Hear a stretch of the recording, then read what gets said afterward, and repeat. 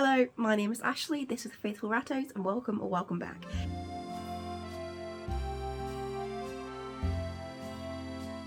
So sadly in today's video I'm going to be talking to you about a ZGT, a Zymbals Gland tumour. Now this is one of the most dreaded diagnoses that your rat can get within the rat community, because most people know that it's pretty much, that's it. There's no treatment sadly for this. Usually in one of these medical videos I would hope to include some treatment options and choices that you have to treat this. We don't have that for a CGT. Most people opt to put to sleep pretty soon after diagnosis because there's really nothing we can do except palliative care. And in some cases, that's also not an option when it's become such a big problem. So let me get into explaining what a ZGT is, what the Zymbals gland actually is, and then we'll get into the rest of the video. So the Zymbals gland is an auditory sebaceous gland that opens into the ear canal. I could be wrong about this, but I feel like we might have them as well. So it's on both sides of the face, generally sort of near your ear canal, and very close to all this bone situation that's going on in your head. It is a tumour and it's typically malignant, but only locally so. This means it generally doesn't metastasize like other forms of cancer. It's one of those types of neoplasia, if you know that word, which just means cancer, that stays locally. It doesn't metastasize to other parts of the body.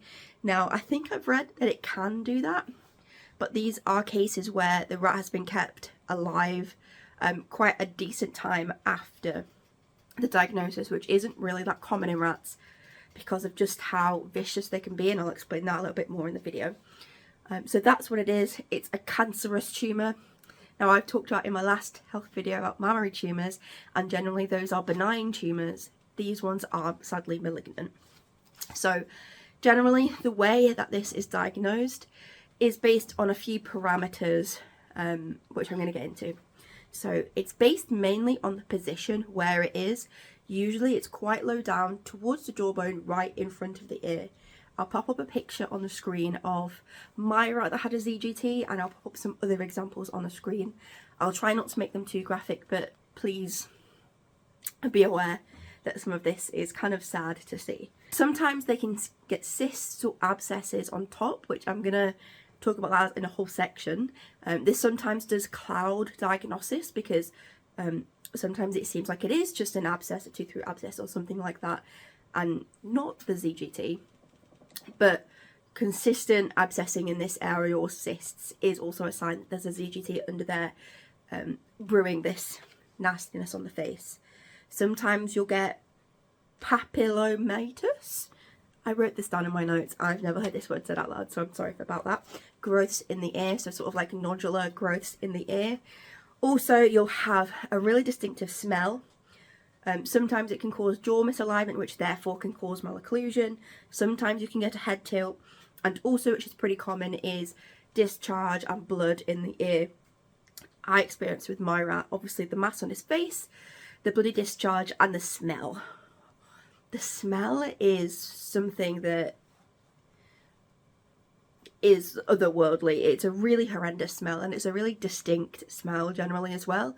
For the experienced rat owner who has experienced this a lot of times, it's just something that you smell it, and that's a smell that you'll remember for the rest of your life.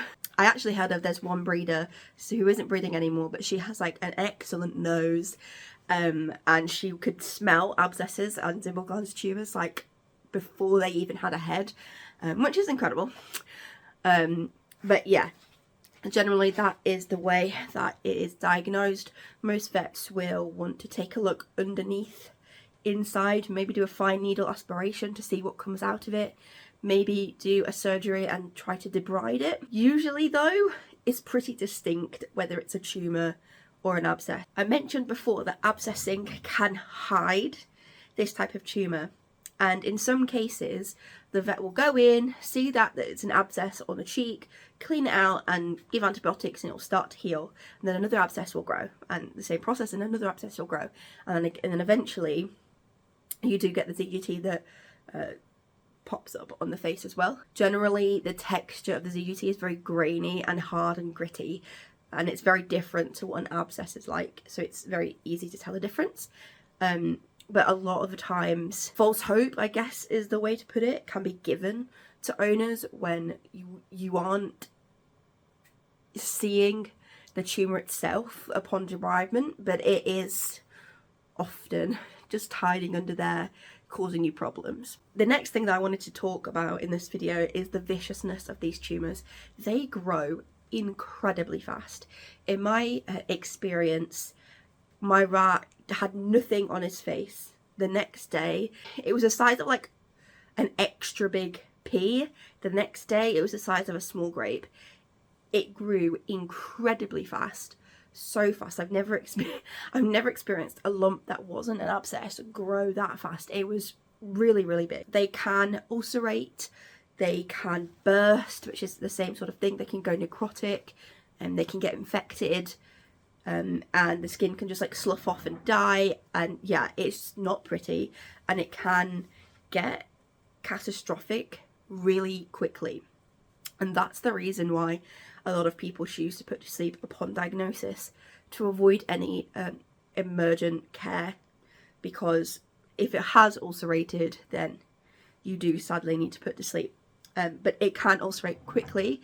It can seem fine and then not be fine really quickly. They can also cause a lot of pain to the rat, and even they seem fine and then not even a day later they're in excruciating pain. It's a really nasty tumour that has the possibility to grow exponentially fast, and it's, in my opinion, which slightly leads us on to the next segment, in my opinion, put to sleep on diagnosis is usually the best call, because of just how quickly things can turn really badly. And when things turn badly, you don't want the rat to be around to deal with that. It's basically my opinion. So the next sort of section is palliative care and put to sleep. Sometimes people may opt for palliative care, and sometimes that is possible, maybe if it's a very early detection of the tumour. Personally, it's not something that I would go for, because even if the rat's pain is managed, you still run the risk of something happening during out of hours times when you can't get to the vet, or when you have to go to the emergency vet. And in my opinion, I would rather prevent that catastrophic event happening than have to have my rat go through that and then be put to sleep. And that is a general sort of opinion, I guess, that is held by quite a lot of the rat people that I know, that because of just how quickly things can turn, it's often kinder to put to sleep before any of that happens. And that is one of the things, you know, that saying that's about put to sleep, and it says a week too soon is better than a day too late, and I really stand by that. I'd rather lose an extra 2-3 days of them being okay if I can prevent them getting to that catastrophic emergent situation. I think that is, in my opinion, the kinder option, especially if you know that it's a ZGT and that's what is likely to happen, to avoid that entirely. Surgery to excise or to remove it isn't generally possible, because it's generally attached to the bone and all this stuff, and it's just not a surgery that rats will cope very well with, and it will have connections to the ear canal and things like that, so it's just not typically a surgery that is possible. And so the last sort of part of this video is a case study, and that's one of the reasons why I'd like to only make these health videos when I have a personal experience of that, because then I can give you my own experience and the choices that I made, and tell you about my experience, and maybe you can learn from it. I don't know. I've been having a bit of a rough time with my rats at the moment. I've got a rat that has a massive lump underneath his chin. Unsure whether it's a tumour or an abscess at this point. On Tuesday, so in 2 days time, he's going in for either an abscess cleaning situation or a tumour removal, just because of the location and just how big it is. I don't want to leave it there any longer. But I have also had a rat put to sleep for heart failure about a week and a half, 2 weeks ago. So this happened on Sunday night. My partner was asleep. I was feeding the rats treats, and my rat lacquer, he popped his head out of the hanging basket that's in their cage, and I saw this like black on his side of the face, and he was what we think was a champagne. So he's a very light coloured rat, and I was like, oh god, what is that? Looked at him, and I'll show you the pictures of what it looked like when I first saw it. And the smell that I smelt was that smell. And I've only smelt it once before this, and that was for a friend's rat that I was looking after, and I had taken to the vet when this happened. The emotion that ran through me was pretty stressful. Part of me was like, maybe it's a tooth abscess, and I have dealt with facial abscesses quite recently, and that facial abscesses aren't even a nice thing. Like, you can go, oh, but it might just be an abscess. Facial abscesses can also be a little bit of a bastard as well.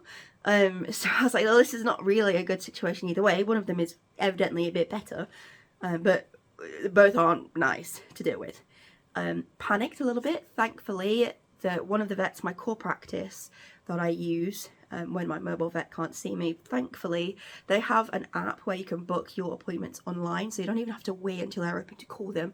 You can book what appointments are available. Thankfully I was able to get him in the next day to see one of the vets that I really love working with at that practice. Now, when I woke up the next day, it had grown bigger, and I'll show you what it looked like merely 18 hours after I found it. It was not pretty, and the smell was even worse. And I took this video. I'm going to put this video on here of him eating a chocolate digestive biscuit, and I didn't notice it at the time, but when I was on the way back from the vet, after having put him to sleep, I was watching this video because it was really cute, and you know, it was cheering me up just a little bit to see him so happy eating a biscuit. I noticed that he was holding his ear in a really peculiar way, and that to me was just a signal that it was affecting him a lot more than he was letting on, that maybe it was painful or it was affecting something on the inside, that he was holding his ear quite high up. He's a Dumbo, and it was like sort of halfway up his head, like it was almost top ear level. And I didn't notice that at the time in person, but watching back the video I saw that. When I got to the vet, she looked at me and she was like, what do we have? And I opened the carrier and she looked at his face and she was like, oh no. And I was like, yeah, oh no. She had a good look around in it and at it and looked at the situation, assessed it, and she did agree with me that it was a ZGT. I decided to opt for put to sleep on that day because of how fast it grew between when I first noticed it and the next day. And as I mentioned before, I didn't want to risk it getting to a catastrophic situation and then having an emergency situation, which is just extremely more painful than any of the other options. So we decided to do put to sleep on that day, and it was a really sad day, but I'm really glad that I was able to not let him suffer with it any longer than he had to. And he went very peacefully at the vet's. This is the first time I've experienced this, but she actually placed an IV into his tail vein so that she could do the final injection into his IV rather than directly into the heart, which was very nice. He was already asleep by the time she put the IV in, but it's just a nicer experience with the IV and everything, which I'm actually hearing a lot more about recently, about vets doing this, about placing an IV and things like that. I'll put you a picture on the screen of what it looked like. This was when he was sleeping, he wasn't dead yet. And yeah, it was a really peaceful passing, as peaceful as it could be. But that's my experience recently with the ZGT. So if you have anything that you want to share in the comments, questions, thoughts, your own personal experiences with the ZGT, please do. I'll also try to remember to link the rat guide article on ZGT. I will warn you, some of the figures showing real rats and their ZGTs are quite graphic, so please act with a bit of caution around that. But yeah, I will leave some photos of Laka throughout his life at the end of this video, just for a nice ending. He was a really lovely boy, and we're going to miss him a lot. Yeah, so thanks very much for watching. I'm not going to say I hope that you enjoyed it, but I will say I hope that you learned from this video. Thanks very much for watching. Please do stick around and subscribe and all the things, and I'll see you in my next video. Bye bye.